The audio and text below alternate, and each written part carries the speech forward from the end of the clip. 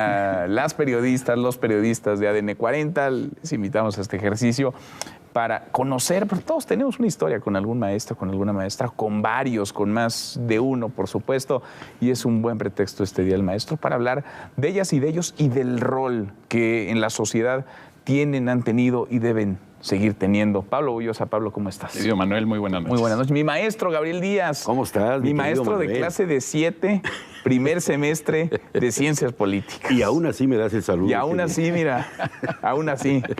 Querido Sergio Vela, Sergio, ¿cómo estás? Querido Manuel, ¿cómo estás? Muy buenas noches. Muy Pablo, buenas Gabriel. noches. Sergio, Teoría Gabriel. Política 1. Teoría política. Teoría política. Así es. 7 de la madrugada. Decías de la mañana, no de la madrugada. A ver, el rol del maestro en el mundo, en el conocimiento, en el país, y el maestro como ese guía, sí, pero como esa persona, como ese profesionista que marca a la gente, que marca a la sociedad, que marca una época incluso.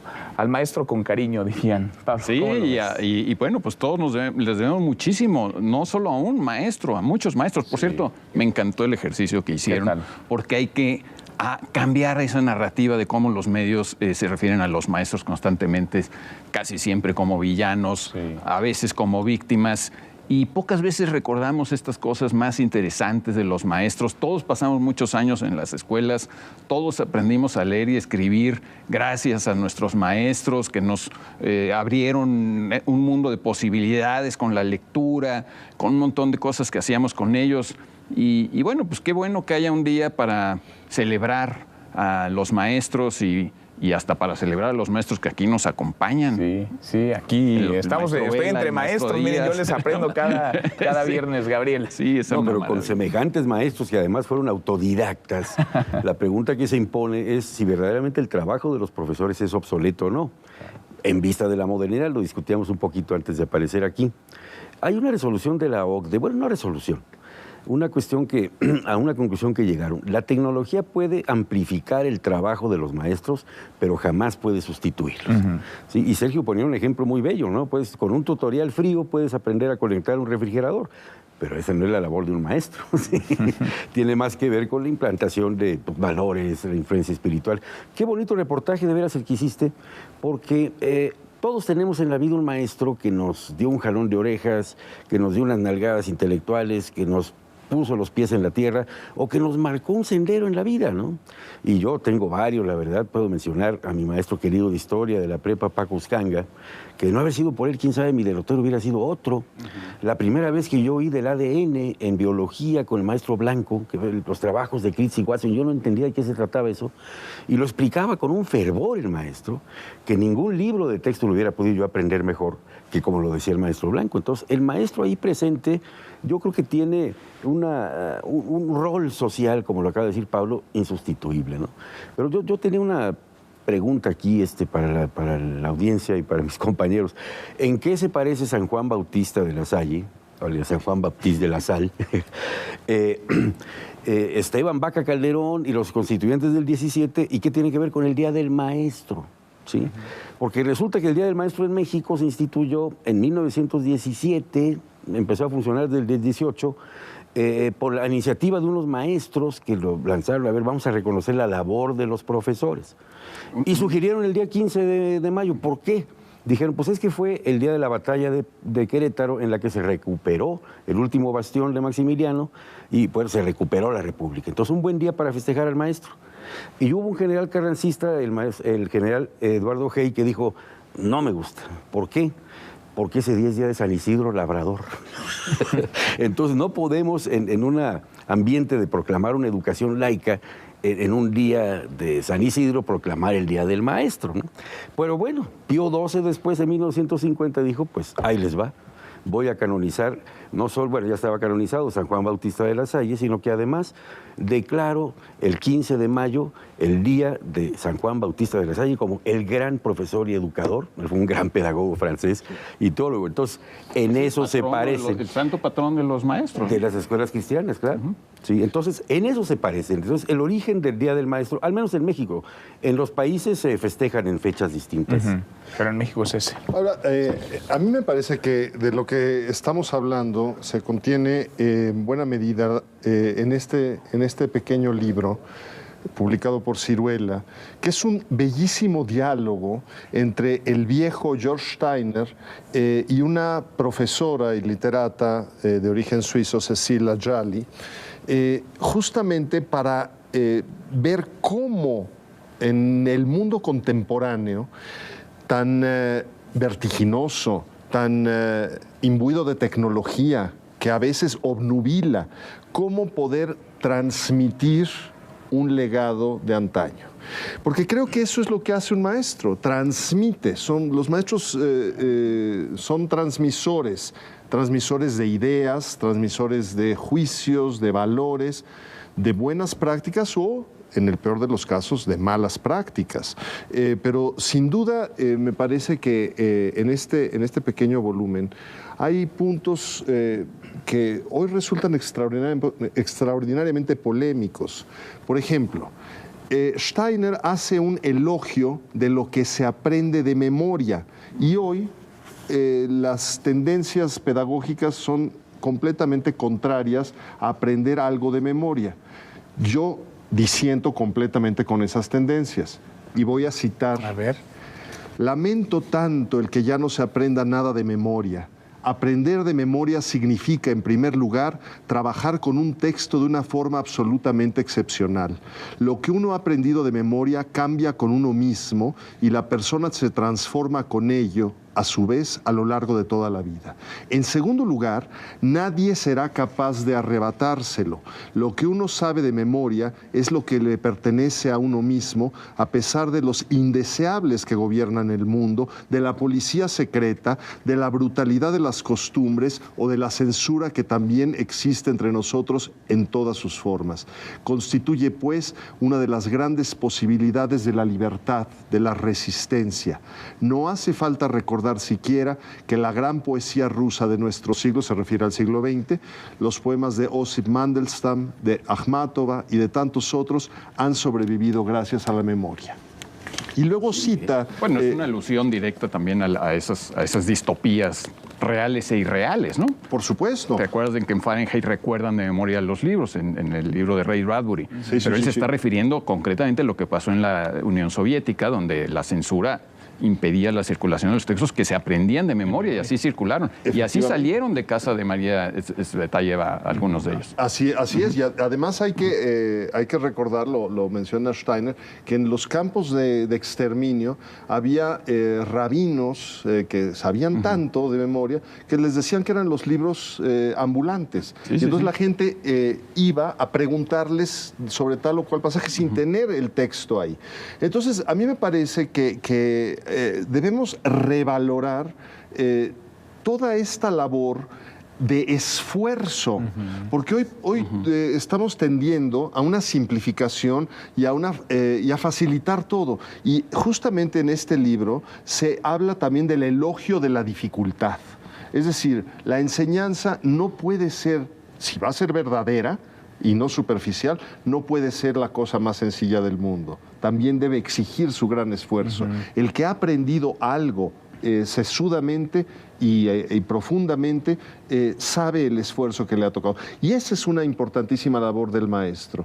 Abrir el camino para que las dificultades sean menos hostiles y menos inhibidoras de esa voluntad persistente de buscar una aproximación hacia la verdad. Ahora, el maestro es el líder, ¿no? El líder del aula, el líder de las comunidades, pero a veces, si me quiero regresar un poco a lo que decía Pablo, pues a veces se le ha vapuleado, se le ha etiquetado, se le ha... Por unos pocos, hay que decirlo, que no podremos llamarles maestros o profesores, digamos que no formarían parte realmente del magisterio, porque se dedican a otra cosa, sus incentivos están en otro lado, persiguen otro tipo de objetivos.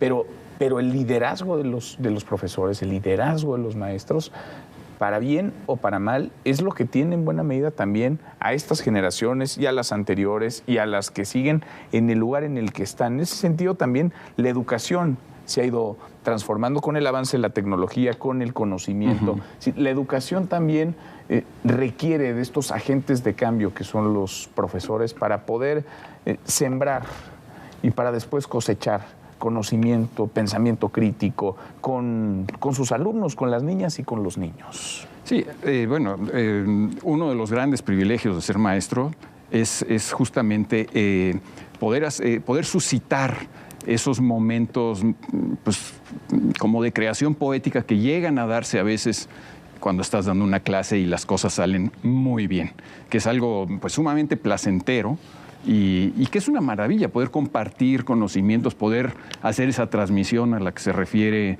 Sergio, ¿no? O sea, sembrar en los chicos o en los jóvenes algo que empiece a dar frutos, eso es una sensación increíble. Digamos, cuando un maestro ve realizada su vocación, pues es una experiencia absolutamente maravillosa. Ahora, ciertamente también en la tarea del maestro pues hay cosas pues, difíciles, a veces tediosas. Yo me acuerdo, para recordar justamente, volviendo a lo que decía Steiner sobre la memoria, me acuerdo de un pequeño epigrama que tradujo Octavio Paz se llaman cavia, creo que se llaman esos epigramas de la India, son epigramas de hace siglos y siglos, acerca de un maestro que dice algo así como, a lo mejor la memoria me traiciona, pero dice: no llevo cadenas de oro como las lunas de otoño, no gané con la espada o la pluma fama en las galerías del tiempo, gasté mi vida en ruinosos colegios enseñando a muchachos díscolos y traviesos. Bueno, a veces también pasa eso con los maestros, ¿no? Claro. Pero, digamos, yo insisto en que todos le debemos mucho a los maestros y los maestros deben hacer esa tarea de transmisión. Sergio se refiere a un problema que aquí nos va a dar mucho tiempo a discutir, pero que me parece fundamental, que es el choque entre las pedagogías progresistas de Rousseau, Dewey y muchos otros, y las, digamos, las más tradicionales que creen más en la transmisión, en la memoria es la madre de las musas, o sea, el que no tiene realmente memoria, el que no ha internalizado sus conocimientos, pues no tiene con qué trabajar. Y luego decimos, es que lo importante no es la memoria, sino la creatividad, pero la creatividad es hija de la memoria, como supieron perfectamente verlo bien los griegos, que hicieron a la diosa Mnemosine, la madre de las 9 musas, la madre de las artes. Y bueno, pues insisto, la tarea de los maestros es maravillosa, qué bueno podemos celebrarlo, qué bueno que recordemos todos a nuestros mejores maestros. Ojalá que los maestros fueran más apreciados socialmente de lo que son. Una cosa que yo creo que le falta mucho a los maestros es que, debido a la intervención de los sindicatos, el maestro se ha vuelto casi como un obrero de la educación, ¿no? Donde lucha contra la patronal, que es la SEP, y hay como toda digamos, un molde mental en el que el obrero se vuelve un trabajador nada más, y en el que el maestro se vuelve solamente ese obrero, ese trabajador, y se pierde toda esa magia que debe tener la tarea del docente. Sí. O sea, la tarea del docente es realmente una vocación. Y también estamos perdiendo una oportunidad para desburocratizar todo el sistema soviético de la educación que tenemos en México. Todas las decisiones importantes las toma la cúpula de la SEP. Sin consultar muchas veces a los maestros. Sin consultar a los maestros. Y los maestros, el poder que realmente le falta a los maestros es ese poder en sus propias escuelas, en sus propios salones, pero resulta que los programas de estudio vienen de arriba, los libros vienen de arriba, los horarios vienen de arriba, si abres o no abres la escuela viene de arriba, todo viene de arriba, no tienen poder. No, y después necesitamos empoderar a nuestros maestros. Sin duda, y después de la pandemia, cómo quedaron lastimadas también las instituciones, las escuelas y los profesores, ¿no? Sí. A propósito de lo que citaba Sergio de Steiner, hay un viejo epigrafista mexicano, don Pedro Ferriz Santa Cruz, que decía, oiga, ¿es que usted sabe que la memoria es la inteligencia de los tontos? Y contestaba, bueno, pero uno sabe lo que recuerda. No, y además esta labor de la docencia es muy de ida y vuelta, y se lo digo aquí a un querido exalumno, ¿no? A veces me preguntaban a mí mis compañeros, oye, fuiste a dar clase hoy? Sí, ¿cómo te fue? Le dije, muy bien. dije cosas que no sabía. Es decir, aprendí en esta dialéctica con los alumnos, que es una verdadera dialéctica, un ida y vuelta. El esfuerzo de dar clase es beneficioso para ambas partes. Y a propósito de lo que citaba Pablo, para mucha tristeza vemos que, por ejemplo, en México el destino de la educación puede estar en una triada muy difícil entre una burocracia que no entiende muy bien cuáles son los objetivos de la educación, un magisterio que está más preocupado a veces por las cuestiones gremiales, lo cual no me parece mal, ¿sí? Y los maestros verdaderamente sin enterarse de cuál es el diseño de los planes de estudio, etcétera, etcétera. Que y no se discute, no se discute verdaderamente la educación. No hay un proyecto de largo aliento en que las tres patas, ¿sí?, pudieran estar participando en tener una cosa que perdure y que no venga alguien con un nombre de clásico del marxismo a decir de los libros de texto ahora va a ser así. Exactamente. Bueno, tenemos subsecretarios que piensan que debemos ser un país comunista. Así es, que el comunismo está en el horizonte de México. No, y que lo piensen, pues está bien, pero ¿qué culpa tienen los niños y las niñas de este país como para que se los pongan en los libros de texto gratuito? A propósito, sí me gustaría recordar una anécdota de Albert Camus sobre su maestro Louis Germain, al cual recuerda muy bien en su última novela, creo que se llama El primer hombre. Es una novela póstuma muy bonita, una novela sobre educación, literalmente. Y él recuerda que Louis Germain pues, tenía sus propias ideologías, creo que era un anticlerical ferviente y lo que sea, pero jamás en sus clases ni a sus alumnos dijo nada ni contra la iglesia ni nada, porque en realidad esas son cosas personales. Tú no puedes imponer a tus alumnos tu propia ideología. Eso es un pecado capital. Tienes que alentar a pensar, a cuestionar, claro, no imponerles. Yo quiero retomar también algo que han dicho Gabriel y Pablo. Uno, es muy distinto el maestro a los problemas sindicales que afronta la educación en nuestro país. O sea, creo que es completamente distinto. Y creo que uno de los puntos medulares no está solamente en el contubernio entre sindicatos y política que durante tantísimo tiempo hemos padecido en este país, sino en la mala paga. Porque realmente el que el maestro tenga sueldos muy bajos, que no sean siquiera, ya no digamos holgados, sino decorosos.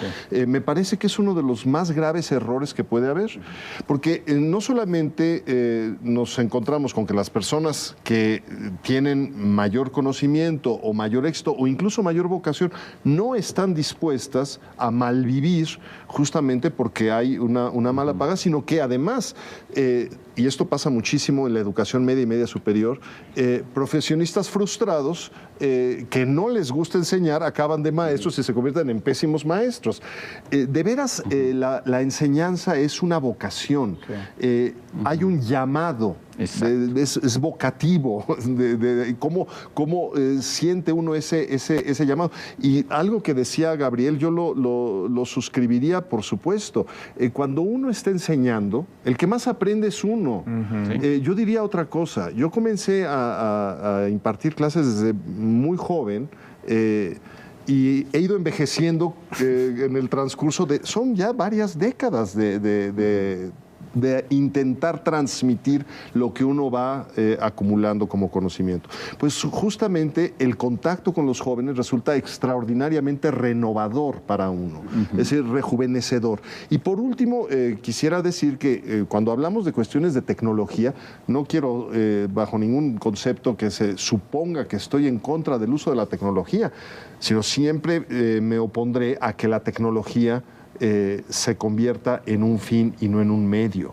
No confundamos los fines con los medios. La gran tecnología que tenemos ahora es una herramienta, y es una poderosísima herramienta para lograr mejores cosas con mayor facilidad, para transmitir con mayor sentido pedagógico, porque justamente no somos sino nuestra propia memoria.